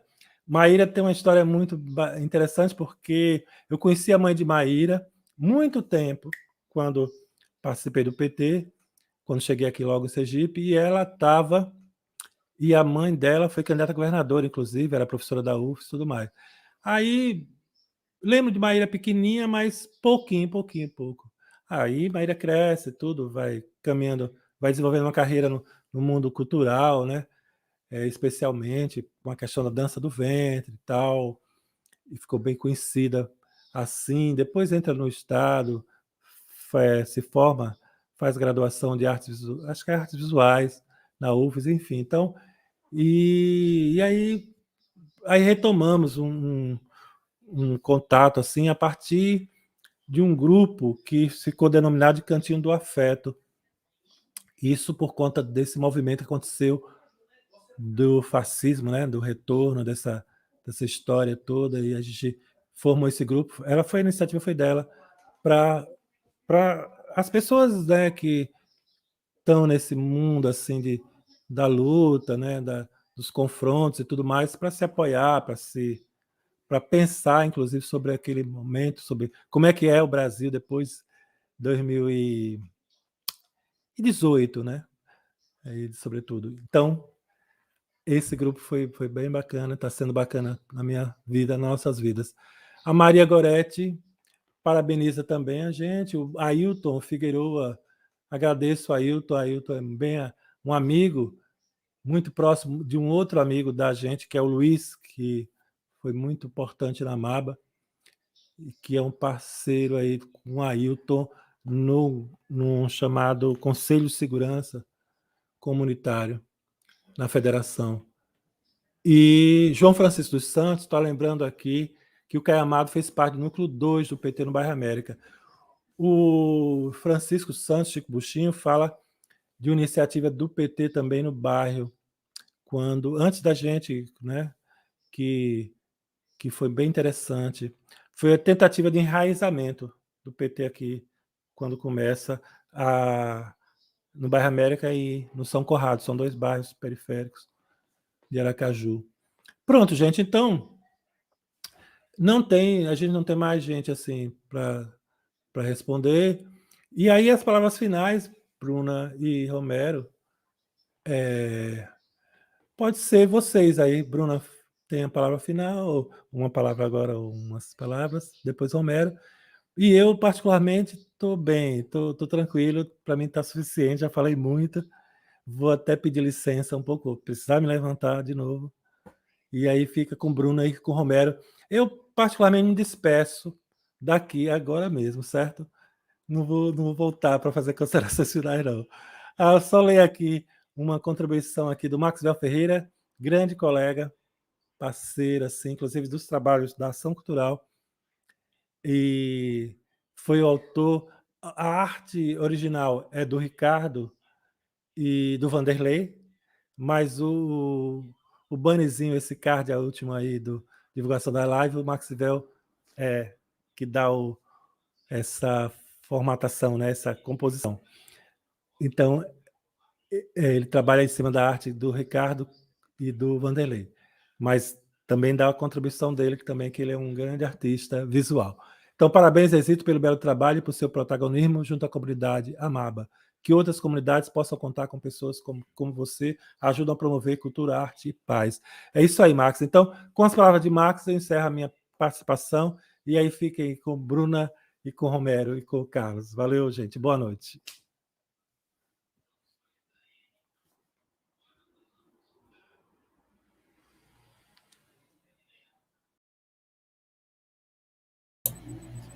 Vou me adiantar aqui antes de o Romero falar. Eu agradeço a todos vocês, foi um prazer ouvir o Zezito, ver essas fotos, é sempre muito legal revisitar essas imagens, ter essa construção visual de coisas que eu tinha lido sobre. Muito legal mesmo, é muito bom ter visto aqui nos comentários, ter visto o Romero, pessoas que eu tinha lido só o nome no livro, né? A exemplo de pessoas que eu vi muito nome, né? Como José Francisco, Ronaldo Lima, Givanildo, pessoas que o Zezito entrevistou e que são pedaços importantes dessa história. E eu me despeço deixando uma epígrafe que o próprio Zezito colocou no livro e colocou como título de capítulo dele, que é uma frase de Caetano Veloso, em que ele fala que é impressionante a força que as coisas parecem ter quando elas precisam acontecer. E eu acho que é sobre isso. O Zezito está aí acordado pela força da arte, pela força da cultura e por essa força coletiva que foi projetada sobre ele. Então, nossa gratidão a ele, a todo mundo que colaborou com esse processo aí. E comprem o livro, é um material maravilhoso para ler, uma leitura excelente. E a gente se vê nos próximos volumes. Muito bem. Queria deixar uma boa noite a todos e todas. Fiquemos em paz. Agradecer a Carlos, a Bruna e principalmente a Zezito, né, que é o autor do livro. E, acima de tudo, voltar a um tema que eu acho tão importante, que é o tema da memória. Né? Nós vamos passar, né, nós vamos deixar esse mundo, e essas obras ficam para que outras gerações saibam, né, do que aconteceu. Né?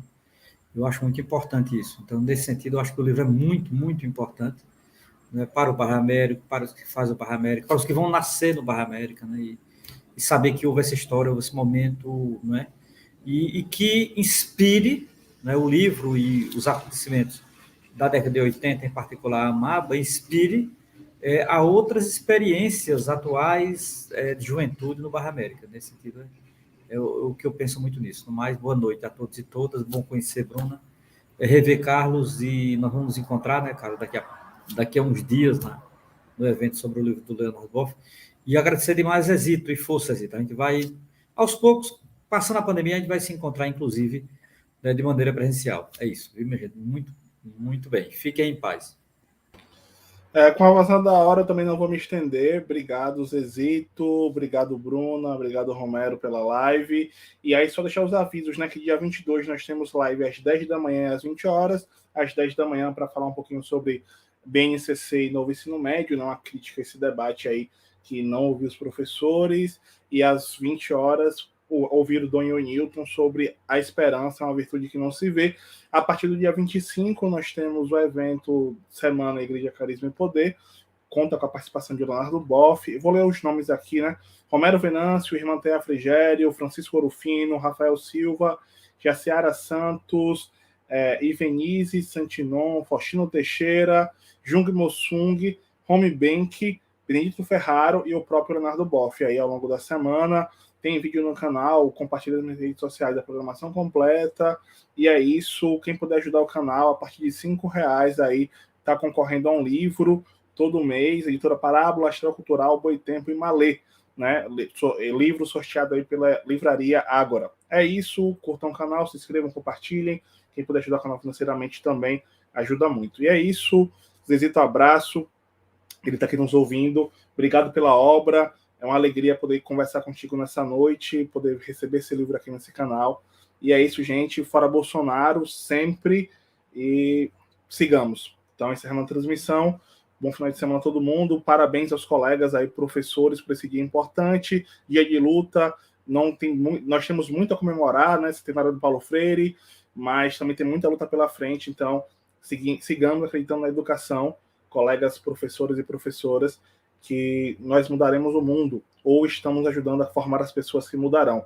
Utopia, esperança, caminhada aí sempre. Valeu, é isso, se cuidem.